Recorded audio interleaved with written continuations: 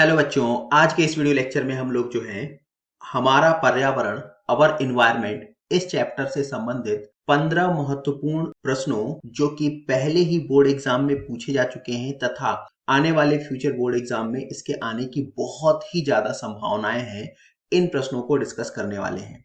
सो सीधे अगर देखें पहला क्वेश्चन यहाँ पर, तो पहला क्वेश्चन क्या है? Which one of the following layers prevents ultraviolet rays from reaching the earth. हमें बताना है कि इनमें से कौन सी एक परत है जो पराबैंगनी किरणों को पृथ्वी पर आने से रोकती है। यहाँ पर 4 परतों के नाम दिए हैं: क्लोरीन परत, ओजोन परत, ऑक्सीजन परत एवं हाइड्रोजन परत। तो अगर हम इस चित्र में देखें तो हमारा जो पर्यावरण है, एटमॉस्फेयर, यह मुख्य रूप से 5 परतों से मिलकर के बना होता है, जिसमें सबसे नीचे की ओर ये ट्रोपोस्फियर, इसके बाद स्ट्रेटोस्फियर, फिर मीजोस्फियर, फिर थर्मोस्फियर और लास्ट में एक्सोस्फियर। पहला जो है जिसे हम ट्रोपोस्फियर या क्षोभ मंडल बोलते हैं, दूसरा स्ट्रेटोस्फियर या समताप मंडल, तीसरा मीजोस्फियर या मध्य मंडल, चौथा थर्मोस्फियर या ताप मंडल और लास्ट में सबसे बाहर की ओर बहिर्मंडल। तो यहाँ पर इन परतों में अगर हम देखें तो स्ट्रेटोस्फियर जो परत है, जिसे हम समताप मंडल भी कहते हैं, इसमें यह एक सफेद रंग की पट्टी दिख रही है और यह सफेद रंग की जो पट्टी है, यही पट्टी जो है ओजोन गैसों से मिलकर के बनी होती है और इसी को हम ओजोन लेयर या ओजोन परत कहते हैं। और यही परत जो है सूर्य से आने वाली पराबैंगनी किरणों को रिफ्लेक्ट करती है, अर्थात परावर्तित करती है और हमारे शरीर की तथा दूसरे पौधों और जंतुओं की रक्षा करती है। तो इसका उत्तर होगा ओजोन परत या ओजोन लेयर, जबकि क्लोरीन परत, ऑक्सीजन परत और हाइड्रोजन परत ये सारे ही विकल्प गलत होंगे। तो इसका सही उत्तर क्या होगा? ओजोन लेयर अर्थात ओजोन परत। दूसरा प्रश्न है, in the food chain herbivore animals are. हमें बताना है कि खाद्य श्रृंखला में शाकाहारी जंतु क्या होते हैं? उत्पादक अर्थात प्रोड्यूसर, प्राथमिक उपभोक्ता प्राइमरी कंज्यूमर, द्वितीयक उपभोक्ता सेकेंडरी कंज्यूमर या फिर तृतीयक उपभोक्ता। तो यहाँ पर अगर हम खाद्य श्रृंखला या फूड चेन को देखें तो सबसे पहले क्या आते हैं खाद्य श्रृंखला में? प्रोड्यूसर, जिन्हें हम उत्पादक कहते हैं, और उत्पादक के बाद जो आएंगे वो क्या होंगे? प्राइमरी कंज्यूमर अर्थात प्राथमिक उपभोक्ता। और प्राथमिक उपभोक्ता जो हैं ये सदैव कैसे होंगे? शाकाहारी, हर्बीवोर। इसके पश्चात जो अगले दोनों आएंगे ये क्या होंगे? कॉर्निवोर या मांसाहारी, और ये दोनों भी क्या है? उपभोक्ता हैं। सो इसको हम बोलेंगे द्वितीयक उपभोक्ता और ये होगा तृतीयक उपभोक्ता। तो यहाँ पर हमें बताना है कि हर्बीवोर या शाकाहारी जंतु जो हैं ये क्या होते हैं। सो शाकाहारी जंतु यहाँ पर स्पष्ट दिख रहा है, प्राथमिक उपभोक्ता। शाकाहारी जंतुओं को द्वितीयक उत्पादक भी बोलते हैं। उत्पादक अर्थात वे जंतु जो अपना भोजन स्वयं बनाते हैं, और उत्पादक हम किसे कहते हैं? पौधों को। पौधे वास्तव में क्या कहलाते हैं? प्राथमिक उत्पादक। लेकिन कुछ अमीनो अम्लों का निर्माण जो शाकाहारी जंतु हैं वे भी अपने शरीर में करते हैं और इस वजह से इन्हें द्वितीयक उत्पादक कहते हैं। लेकिन इस प्रश्न के अनुसार हर्बीवोर जो एनिमल है, शाकाहारी जंतु हैं, इन्हें हम क्या कहेंगे? तो इन्हें हम कहेंगे प्राथमिक उपभोक्ता अर्थात प्राइमरी कंज्यूमर। सो ऑप्शंस में अगर हम देखें so second option primary consumer, प्राथमिक उपभोक्ता, ये सही है, जबकि बाकी सारे ऑप्शंस जो हैं ये गलत हैं। अतः इसका सही आंसर जो है वो होगा ऑप्शन 2, प्राइमरी कंज्यूमर अर्थात प्राथमिक उपभोक्ता। Next question, which of the following makeup the food chain. हमें बताना है कि इनमें से दिए गए 4 विकल्पों में से कौन सा विकल्प है जो खाद्य श्रृंखला का या आहार श्रृंखला का निर्माण करता है। फूड चेन को हम आहार श्रृंखला या इसे ही हम खाद्य श्रृंखला भी कहते हैं। तो इनमें से कौन जो है खाद्य श्रृंखला का निर्माण करता है? 4 विकल्प दिए हुए हैं। तो अगर हम देखें खाद्य श्रृंखला, तो यहाँ पर अगेन इस चित्र में आप देख सकते हैं फिर से कि खाद्य श्रृंखला में सबसे पहले उत्पादक, जो कि क्या होते हैं? हमेशा प्रकाश संश्लेषी जीव, जिन्हें हम हरे पौधे या ग्रीन प्लांट्स कह सकते हैं। इसके बाद जो है प्राथमिक उपभोक्ता, जो सदैव कैसे होंगे? शाकाहारी। ये जंतु हैं, ये अपना भोजन स्वयं नहीं बना सकते। इसके बाद द्वितीयक और तृतीयक उपभोक्ता, ये होते हैं मांसाहारी, और ये भी क्या है? जंतु हैं। ये भी उत्पादक ना होकर के उपभोक्ता होते हैं। तो किसी भी फूड चेन या आहार श्रृंखला में क्रम क्या होगा? सबसे पहले पौधे आएंगे, प्रकाश संश्लेषी जीव, फिर शाकाहारी और फिर मांसाहारी। अगर हम यहाँ पर विकल्पों को देखें, पहला ग्रास, व्हीट, मैंगो, सो यहाँ पे घास और गेहूं ये दोनों क्या हो गए? उत्पादक हो गए, तो ये गलत होगा। दूसरा, ग्रास के बाद गोट और फिर ह्यूमन, घास, बकरी और मानव, तो ये जो है सही है। घास या ग्रास यहाँ पर क्या है? हरे पौधे, उत्पादक। उसके बाद बकरी, ये प्राथमिक उपभोक्ता या शाकाहारी जंतु, और फिर मानव, मानव तो सर्वाहारी में आता है, ओमनीवोर्स, तो ये हो जाएगा द्वितीयक उपभोक्ता यहाँ पर।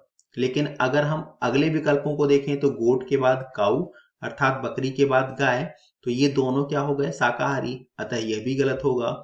चौथा विकल्प देखें, घास, मछली और बकरी, तो यहाँ पर मछली जो है वो बकरी के द्वारा नहीं खाई जाती है, बकरी शाकाहारी है जो तीसरे नंबर पे दी है, अतः यह भी गलत होगा।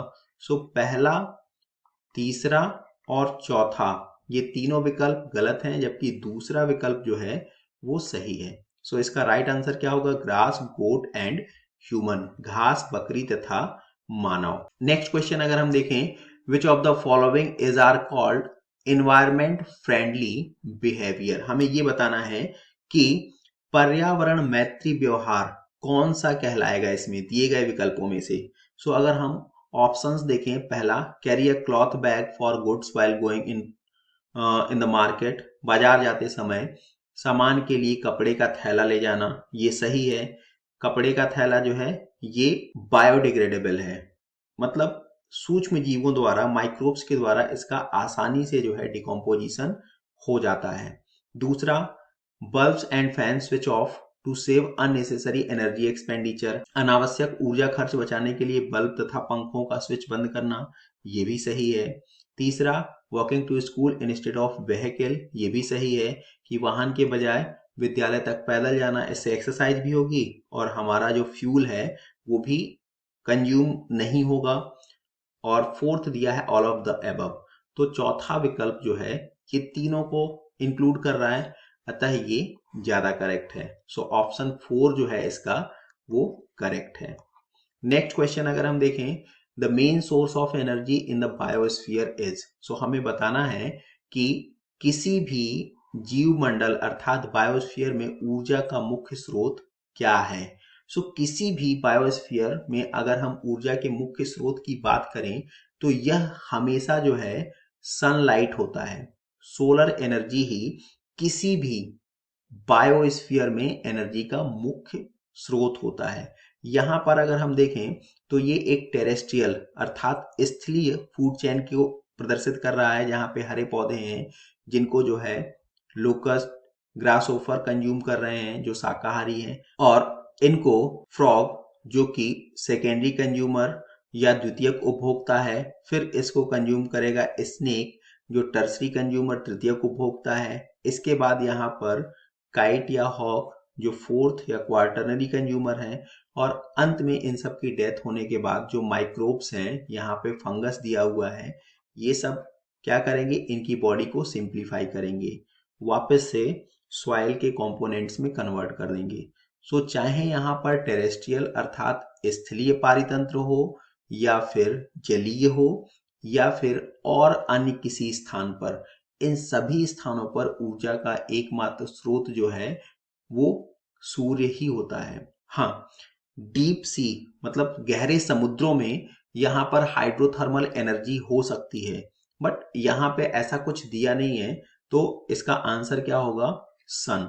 सोलर एनर्जी जो है यही मैक्सिमम बायोस्फीयर के लिए एनर्जी का स्रोत होता है। अब यहाँ पर बायोस्फीयर एक शब्द जो है इसको क्लियर अगर हम करें, बायोस्फीयर क्या है? जीवमंडल। सो पृथ्वी के आसपास का जो भी क्षेत्र है जहां पर लाइफ एग्जिस्ट करती है, वो एयर में हो सकता है, वो वाटर में हो सकता है, और वो लैंड प्लेसेस पे हो सकता है। इन तीनों ही स्थानों पर जहां पर भी लाइफ एग्जिस्ट करेगी उस पूरे को हम क्या बोलेंगे? बायोस्फीयर। तो एयर का वो पार्ट, वाटर का वो पार्ट और लैंड का वो पार्ट जहां पे लाइफ एग्जिस्ट करेगी उसे ही हम जीवमंडल या बायोस्फीयर कहेंगे। Next question, what would happen if deer were missing from the following food chain? हमें बताना है कि नीचे जो दी गई आहार श्रृंखला या खाद्य श्रृंखला है, अगर उसमें से हिरन जो है लापता हो जाए या विलुप्त हो जाए या इसकी डेथ हो जाए, तो कौन सा विकल्प जो है इसके लिए सही होगा? पहला, द पॉपुलेशन ऑफ चीता इंक्रीजेस। दूसरा, पॉपुलेशन ऑफ ग्रास इंक्रीजेस। तीसरा, चीता will start eating grass. And fourth, population of चीताज decreases and the population of grass increases. So simply अगर यहाँ से ये हिरन लापता हो जाए, किसी भी रीजन से विलुप्त हो जाए, तो अब इन चीतों को खाने के लिए फूड अवेलेबल नहीं होगा, क्योंकि चीता मांसाहारी और ये सीधे घास तो खाएगा नहीं। तो चीता की संख्या या चीता की आबादी, पॉपुलेशन जो है ये डिक्लाइन होगी, कम होगी। जबकि घास जो है अब हिरन के द्वारा नहीं खाया जाएगा, सो इनकी आबादी या इनका पॉपुलेशन जो है वो इंक्रीज होगा। सो अगर हम देखें तो घास की आबादी बढ़ेगी और चीते की आबादी जो है ये कम होगी। सो यहाँ पर चौथा विकल्प जो दिया है, चीतों की आबादी घट जाती है और घास की आबादी बढ़ जाती है, मीन्स पॉपुलेशन ऑफ चीता decreases while population of grass increases. ये सही है, जबकि बाकी जो तीन ऑप्शंस हैं ये रॉन्ग है। सो इसका करेक्ट आंसर होगा ऑप्शन 4, पॉपुलेशन ऑफ चीता decrease and population of grasses increase.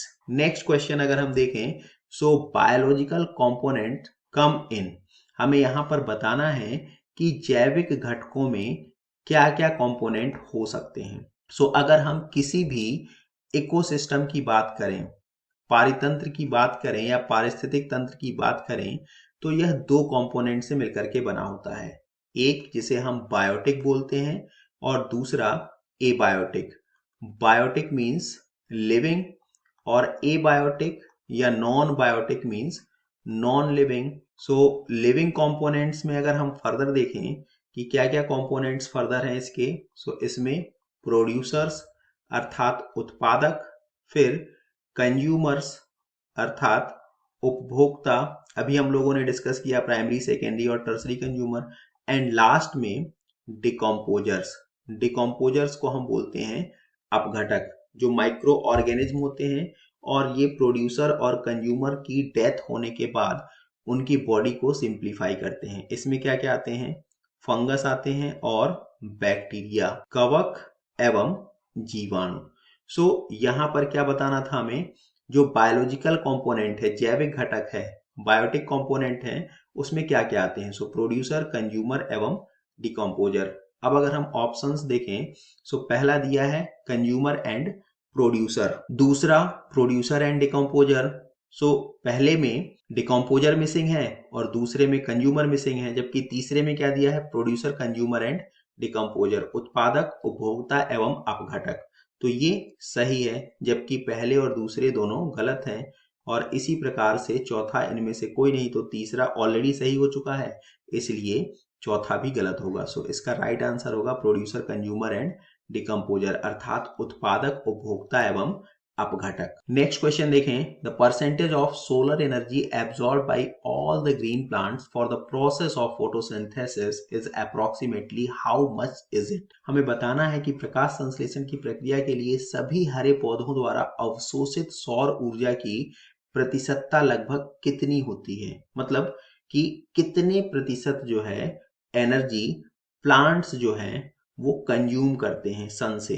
तो प्लांट्स जो हैं प्राइमरी प्रोड्यूसर्स होते हैं और सोलर एनर्जी का हार्डली ये 1% ही कंज्यूम करते हैं। यहाँ से जो भी एनर्जी आ रही है इसका 1% जो है प्लांट्स कंज्यूम करते हैं, बाकी 99% जो है एटमॉस्फेयर में लॉस होती है। इस एनर्जी का यूटिलाइजेशन प्लांट्स जो है नहीं कर पाते हैं। सो फोटोसिंथेसिस अर्थात प्रकाश संश्लेषण में कितनी एनर्जी कंज्यूम होती है, तो हार्डली 1%। अगर हम ऑप्शंस देखें तो पहला 1% ये सही है, दूसरा 5%, 8% एंड 10% रेस्पेक्टिवली। सो ये सारे जो हैं रॉन्ग होंगे। सो याद क्या रखना है यहाँ पे, बहुत इंपॉर्टेंट है ये क्वेश्चन, कि केवल प्लांट्स जो हैं वो 1% ही कंज्यूम करेंगे, बाकी 99% कंज्यूम नहीं होगा। लेकिन इस प्लांट से आगे जो भी एनर्जी ट्रांसफर होगा, यहाँ पर जो भी कंज्यूमर्स हैं प्राइमरी, सेकेंडरी, टर्सरी, सो वहां पे केवल 10% एनर्जी फ्लो होगा, बाकी यहाँ पर 90% एनर्जी जो है वो लॉस होगा। सो सन से प्लांट्स को ओनली 1%, लेकिन प्लांट से कंज्यूमर्स को रेस्पेक्टिवली 10% एनर्जी ट्रांसफर होता है। इसे ही हम क्या बोलते हैं, इसे हम बोलते हैं 10% लॉ। ये लॉ जो है लिंडमैन नामक साइंटिस्ट ने दिया था, सो इसे लिंडमैन्स लॉ भी कहते हैं। सो ये बहुत इंपॉर्टेंट है, 10% लॉ याद रखना।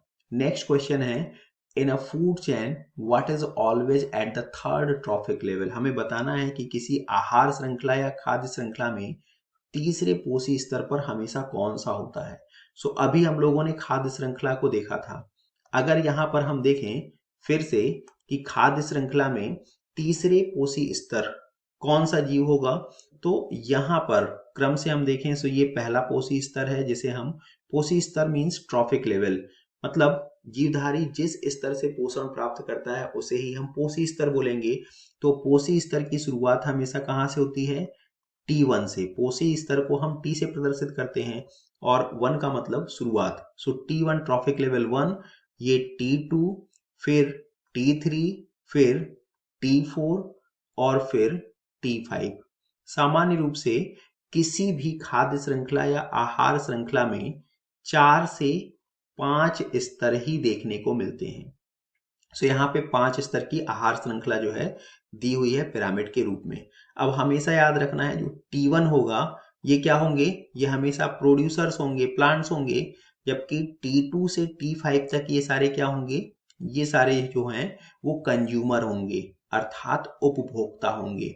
सो यहाँ पर एक चीज और याद रखना है कि जो प्राइमरी कंज्यूमर होगा, प्राथमिक उपभोक्ता होगा T2, ये हमेशा कैसा होगा, हर्बीवोर, और बाकी सारे जो होंगे ये कॉर्निवोर अर्थात मांसाहारी होंगे। सो तीसरे पोषी स्तर को अगर हम देखें, सो ये तीसरा पोषी स्तर है T3, और T3 पे हमेशा क्या आएंगे, सेकेंडरी कंज्यूमर, ये हुआ प्राथमिक उपभोक्ता और ये द्वितीयक उपभोक्ता, और द्वितीयक उपभोक्ता हमेशा कैसे होंगे, कार्निवोर अर्थात मांसाहारी। सो यहाँ पर तृतीयक स्तर पर हमेशा क्या आने वाले हैं, मांसाहारी प्राणी। सो कार्निवोर ये सही है, बाकी जो 3 ऑप्शंस हैं, ये 3 ऑप्शंस जो हैं ये रॉन्ग होंगे। सो इसका करेक्ट आंसर हुआ कार्निवोर अर्थात मांसाहारी प्राणी।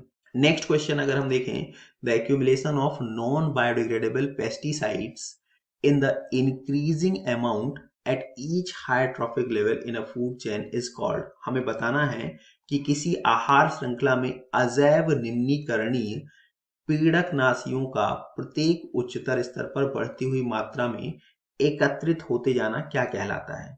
तो यहाँ पर कई सारी शब्दावलियां हैं। एक तो अजैव निम्नीकरण या नॉन बायोडिग्रेडेबल। सो सबसे पहले अगर हम इसको क्लियर करें, नॉन बायोडिग्रेडेबल और बायोडिग्रेडेबल।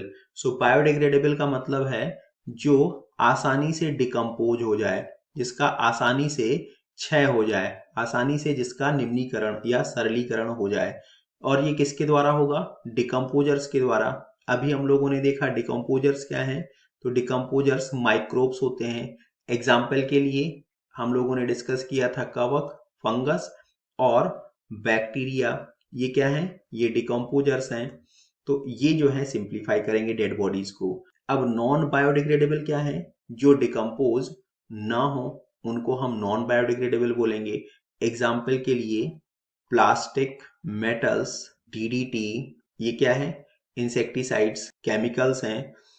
डीडीटी का फुल फॉर्म बहुत ज्यादा इंपॉर्टेंट है, इसको कर लेना। Dichloro dimethyl trichloro ethane. ये डीडीटी का फुल फॉर्म है। डीडीटी क्या है? एक इंसेक्टिसाइड। इंसेक्टिसाइड मतलब कीटनाशक, और इंसेक्टिसाइड्स पेस्टिसाइड की कैटेगरी में आते हैं। पेस्टिसाइड मतलब कोई भी ऐसा केमिकल जो प्लांट्स को प्रोटेक्ट करता है। प्लास्टिक, मेटल, डीडीटी, ये सारे क्या हैं? ये सारे जो हैं नॉन बायोडिग्रेडेबल अर्थात अजैव निम्नीकरणीय पदार्थ हैं।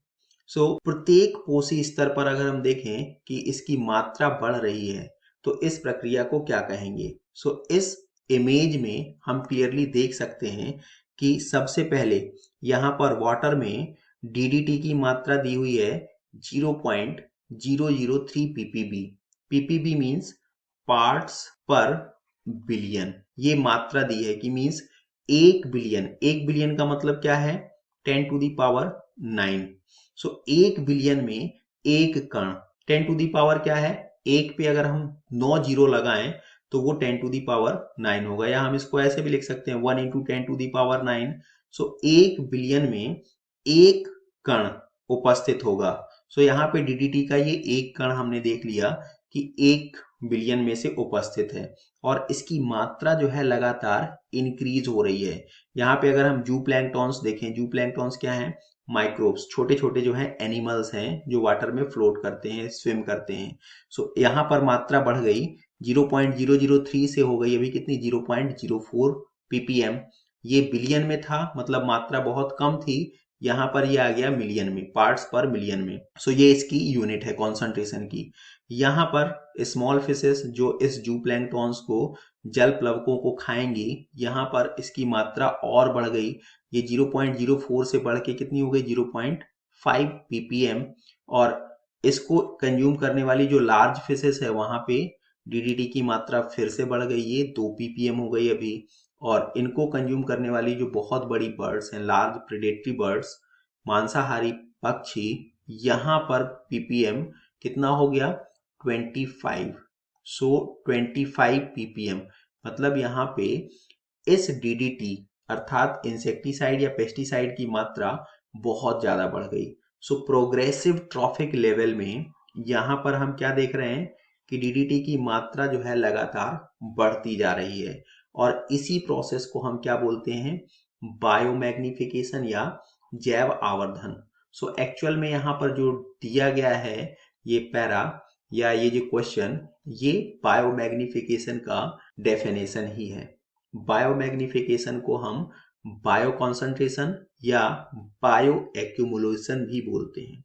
अगर अदर ऑप्शंस को देखें यहाँ पे यूट्रोफिकेशन, ये रॉन्ग होगा। यूट्रोफिकेशन क्या है? किसी वाटर बॉडी में बहुत अधिक मात्रा में न्यूट्रिएंट्स का डिपॉजिटेड होना। अगर न्यूट्रिएंट्स की मात्रा बहुत अधिक बढ़ जाती है तो उस वाटर बॉडी को हम यूट्रोफिकेटेड या सुपोषित जल तंत्र बोलेंगे। तो ये गलत है। डीडीटी न्यूट्रिएंट नहीं है। डीडीटी क्या है? एक हार्मफुल केमिकल है जिसका यूज भी अभी बैन हो चुका है। दूसरा पॉल्यूशन, पॉल्यूशन भी नहीं होगा। और चौथा कंसोलिडेशन अर्थात एकत्रीकरण, तो ये भी साइंटिफिक टर्मिनोलॉजी नहीं है। इसका राइट आंसर होगा बायोमैग्निफिकेशन, जैव आवर्धन या जैव सांद्रण। नेक्स्ट क्वेश्चन अगर हम देखें, नॉन बायोडिग्रेडेबल सब्सटेंसेस आर। हमें बताना है अजैव निम्नीकरणीय पदार्थ कौन से हैं। ये क्वेश्चन अभी हम लोगों ने सॉल्व किया था। नॉन बायोडिग्रेडेबल मतलब जो डिकम्पोज ना हो, जिसका डिकम्पोजिशन ना हो। डिकम्पोजिशन को हिंदी में हम कह सकते हैं क्षय, जिसका क्षय ना हो, जो आसानी से नष्ट ना हो। और नष्ट किसके द्वारा किए जाएंगे? तो ये नष्ट जो है फंगस अर्थात कवक और बैक्टीरिया के द्वारा होगा। डेड बॉडीज जो हैं, चाहे वो प्लांट्स की हो या एनिमल्स की, उनके डेथ के बाद फंगस और बैक्टीरिया है उसको सिंप्लीफाई करते हैं। तो जिसका सिंप्लीफिकेशन नहीं हो पाएगा उन्हें हम नॉन बायोडिग्रेडेबल बोलेंगे। अब अगर ऑप्शंस देखें, पहला पेपर या कागज, ये गलत होगा, ये तो आसानी से डिकम्पोज हो जाएगा। पेपर या कागज क्या है? सेलुलोज, और सेलुलोज फंगस और बैक्टीरिया आसानी से कंज्यूम कर लेंगे। दूसरा डेड प्लांट्स, इसमें भी सेलुलोज होता है तो ये भी डिकम्पोज हो जाएगा, तो ये भी रॉन्ग है। थर्ड पॉलीथीन, सो पॉलीथीन सही है। पॉलीथीन जो है ये कंज्यूम नहीं होगा, ये सैकड़ों वर्षों तक सॉइल के अंदर में या सॉइल के ऊपर ऐसे ही पड़ा रहेगा। सो इसका करेक्ट आंसर होगा पॉलीथीन। और चौथा रॉ फ्रूट्स, कच्चे फल, तो कच्चे फल में भी क्या है? ऑर्गेनिक सब्सटेंस, कार्बनिक पदार्थ हैं, तो ये भी इजीली डिकम्पोज हो जाएगा। सो इसका आंसर होगा 4। सो इसका आंसर होगा 3 पॉलीथीन। नेक्स्ट क्वेश्चन अगर हम देखें, organism of higher trophic level which feed on variety of organism belonging to a lower trophic level makes what. हमें बताना है किसी उच्च स्तर पोषी स्तर के जीव जो निम्न स्तर पोषी स्तर के अंतर्गत आने वाले अनेक प्रकार के जीवों से अपना भरण पोषण करते हैं, वो आपस में मिल करके क्या निर्माण करेंगे, क्या बनाएंगे। सो यहाँ पे जो की पॉइंट है वो दिया हुआ है अनेक प्रकार के जीवों से भरण पोषण। सो अगर हम इस डायग्राम में देखें, इस इमेज में देखें, सो यहाँ पर इस ग्रासेस पे जो कि ग्रीन प्लांट्स या प्रोड्यूसर्स की कैटेगरी में आएंगे, इस ग्रासेस पे ग्रासहोफर, माउस और रैबिट, ये तीनों डिपेंडेंट हैं। और ये तीनों क्या हैं? ये तीनों प्राइमरी कंज्यूमर अर्थात शाकाहारी या हम हर्बीवोर्स कह सकते हैं। ये तीनों ही शाकाहारी हैं। और अब इन शाकाहारियों पे अगर हम फर्दर डिपेंडेंसी देखें, सो रैबिट को कंज्यूम कौन कर रहा है? फॉक्स, या रैबिट को यहाँ पे हॉक। ऐसे ही इस माउस को आउल या फिर हॉक, इस ग्रासोफर को फ्रॉग या फिर बर्ड। सो ये सारे जो इस लाइन में आ रहे हैं ये क्या है? Secondary consumer. Secondary consumer means द्वितीयक उपभोक्ता। सो ये द्वितीयक उपभोक्ता हो गए। और यहाँ इस लास्ट लाइन में जो आ रहे हैं ये क्या है? टर्सरी कंज्यूमर, ये तृतीयक उपभोक्ता हो गए। सो यहाँ पे बहुत सारे ऑप्शंस जो हैं वो अवेलेबल हैं। कैसे ऑप्शंस अवेलेबल हैं कि जैसे इस माउस को ये केवल आउल ही कंज्यूम नहीं करने वाला है, इस माउस को ये हॉक भी कंज्यूम कर सकता है और ये फॉक्स भी कंज्यूम कर सकता है। सो अगर फॉर एग्जाम्पल किसी कंडीशन में इस माउथ की डेथ हो जाती है या ये माउस इस पर्टिकुलर प्लेस से ही डिसअपियर हो जाता है, तो ऐसा नहीं है कि आउल या फॉक्स या हॉक को फूड नहीं मिलेगा। अब आउल जो है वो रैबिट को कंज्यूम करेगा या ये फॉक्स जो है इस रैबिट को कंज्यूम करेगा। सो मल्टीपल ऑप्शंस हैं। सो यहाँ पर हमने क्या देखा था कि अनेक प्रकार के ऑप्शंस अवेलेबल हों। तो जब अनेक प्रकार के ऑप्शंस अवेलेबल होते हैं तब ये सारे ऑप्शंस आपस में मिलकर के क्या बनाते हैं? ये बनाते हैं फूड वेब, खाद्य जाल। सो अगर ऑप्शंस देखें, पहला फूड वेब ये सही है, खाद्य जाल या आहार जाल। जबकि दूसरा इकोलॉजिकल पिरामिड, सो पिरामिड तो यहाँ पे बन ही नहीं रहा है। तीसरा इकोसिस्टम, सो इकोसिस्टम भी रॉन्ग होगा क्योंकि इकोसिस्टम या पारितंत्र में नॉन लिविंग कंपोनेंट्स भी आते हैं, एबायोटिक कंपोनेंट्स भी आते हैं, अजैविक घटक भी, जो कि यहाँ पे दिया ही नहीं है।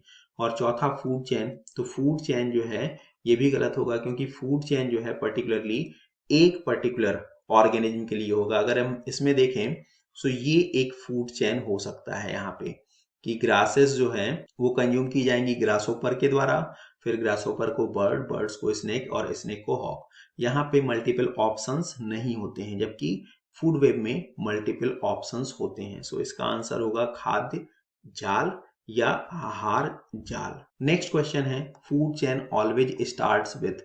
हमें बताना है कि खाद्य श्रृंखलाएं सदैव कहाँ से प्रारंभ होती हैं। सो ये क्वेश्चन हम लोगों ने पहले ही ऑलरेडी डिस्कस कर लिया है। यहाँ पर हम फिर से देख सकते हैं कि फूड चेन जो है हमेशा उत्पादक, जिसे हम प्राइमरी प्रोड्यूसर्स या प्रोड्यूसर्स कह सकते हैं, से स्टार्ट होती है, जबकि बाकी सारे जो हैं आगे ये कंज्यूमर्स की कैटेगरी में आते हैं, उपभोक्ता की कैटेगरी में आते हैं। सो फूड चेन हमेशा कहाँ से स्टार्ट होगा? उत्पादक से। सो इसका अगर ऑप्शंस देखें, सो प्राइमरी कंज्यूमर ये रॉन्ग होगा, कॉर्निवोर या मांसाहारी ये भी गलत होगा, और तीसरा प्रोड्यूसर्स अर्थात उत्पादक ये सही होगा, चौथा डिकम्पोजर्स ये भी गलत होगा। सो राइट आंसर होगा इसका प्रोड्यूसर्स अर्थात उत्पादक। नेक्स्ट प्रश्न अगर हम देखें, which one of the following is an artificial ecosystem. हमें बताना है कि दिए गए विकल्पों में से कौन सा विकल्प जो है एक कृत्रिम पारितंत्र का निर्माण करता है। सो ऑप्शंस हैं पॉन्ड, फार्म, लेक, फॉरेस्ट, तालाब, खेत, झील और वन। तो यहाँ पर फॉरेस्ट ये नेचुरल होता है, सो ये गलत हो जाएगा। आर्टिफिशियल को हम कह सकते हैं मैन मेड, जहाँ पे ह्यूमन इन्वॉल्व होगा, जिसे हम बनाएंगे वो कृत्रिम कहलाएगा। तो मैन मेड अर्थात आर्टिफिशियल, फॉरेस्ट तो यूजुअली नहीं होगा। दूसरा झील अगर देखें तो झील या लेक ये भी नेचुरल ही होता है। अब दो ऑप्शंस बच रहे हैं तालाब और खेत। तो तालाब मनुष्य बना सकता है, लेकिन तालाब भी प्राकृतिक हो सकते हैं, क्योंकि यहाँ पे खेत दिया हुआ है, तो खेत तो हमेशा ये ह्यूमन के द्वारा ही ग्रो किया जाएगा। फील्ड जो है या फार्म जो है ये ह्यूमन की एक्टिविटीज का ही एक पार्ट है। सो पॉन्ड भी यहाँ पर रॉन्ग होगा। सो इसका करेक्ट आंसर जो है वो होगा ऑप्शन 2, फार्म या खेत। नेक्स्ट क्वेश्चन है, in the food chain given below, suppose the amount of energy at the 4th trophic level is 5 kilojoule, then tell how much energy will be available at the producers level। हमें बताना है कि ये जो नीचे आहार श्रृंखला या खाद्य श्रृंखला दी है, इसमें चौथे पोषी स्तर पर ऊर्जा की मात्रा यदि 5 किलो जूल है, तो उत्पादक स्तर पर मींस प्रोड्यूसर लेवल पे कितनी ऊर्जा होगी। सो प्रोड्यूसर्स जैसा कि हमने पहले ही डिस्कस किया है क्या होते हैं, ग्रीन प्लांट्स होते हैं। सो यहाँ पे ये हो गया प्रोड्यूसर, घास जो है ये उत्पादक होगा।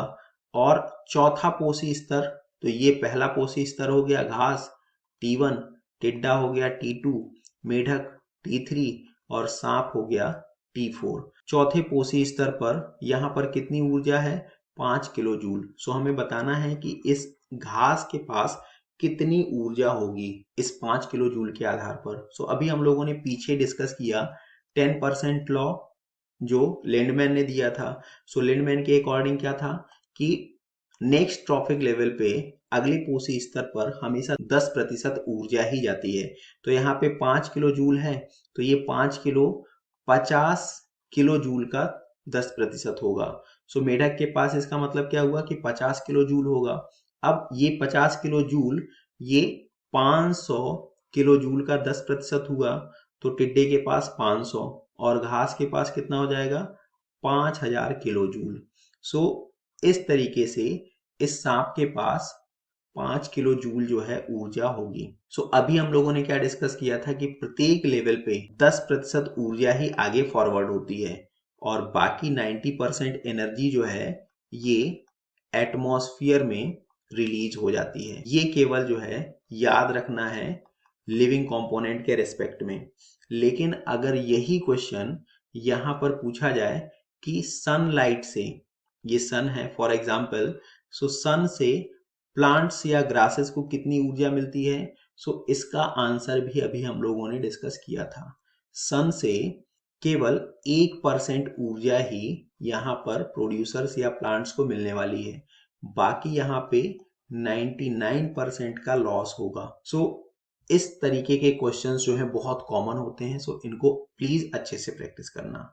नेक्स्ट क्वेश्चन अगर हम देखें, सो ये क्वेश्चन जो है आप लोगों के आंसर देने के लिए है, बायोस्फीयर इंक्लूड्स। हमें बताना है कि जीव मंडल में इन 4 विकल्पों में से कौन से विकल्प सम्मिलित हैं। और इस क्वेश्चन का आंसर जो है पहले ही हम लोगों ने इन्हीं क्वेश्चंस की सीरीज में देखा है। जो 1 to 15 क्वेश्चंस अभी हम लोगों ने डिस्कस किए हैं, उन 1 to 15 क्वेश्चंस में इस क्वेश्चन का आंसर है। सो ये क्वेश्चन का आंसर आपको कमेंट सेक्शन में बताना है। अगर ये वीडियो लेक्चर आपको समझ में आया है, सो प्लीज इस वीडियो लेक्चर को लाइक करें, अपने फ्रेंड्स के साथ शेयर करें और ऐसे ही इंटरेस्टिंग वीडियोस और इंफॉर्मेटिव वीडियोस देखने के लिए इस चैनल को अभी सब्सक्राइब करें। मिलते हैं नेक्स्ट वीडियो में, तब तक के लिए धन्यवाद।